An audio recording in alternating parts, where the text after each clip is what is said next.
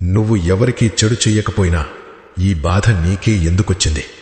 నువ్వు ఎవ్వర్నీ ఏడిపించలేదు, ఎవ్వరి జీవితంలోనూ విషం చిమ్మలేదు. అయినా ప్రతి గాయం నీకే ఎందుకు తగులుతుంది? ఇదేమి న్యాయం? కాని ఒక విషయం అర్థం చేసుకో. శివుని భక్తుడిగా ఉండటం అంటే బాధలను ఎదుర్కొనేది నేర్చుకోవడం.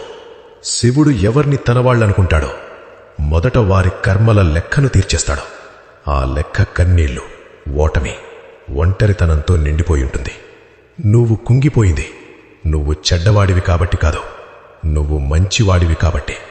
శుద్ధమైనది మాత్రమే కరిగించబడుతుంది. పాపం చేసిన వాళ్ల సమయం కూడా వస్తుంది. కాని శివుని ఆశీర్వాదం పొందినవాడు ముందుగా అగ్ని పరీక్షను ఎదుర్కోవాలి. అప్పుడు మాత్రమే అతను బలహీనుడు కాదు, శివుని యోధుడిగా మారుతాడు. కాబట్టి భయపడకు. నీ కన్నీళ్లు వృధా కాలేదు. నీ లోపల ఉన్న నిజాయితే నీకున్న గొప్ప శక్తి.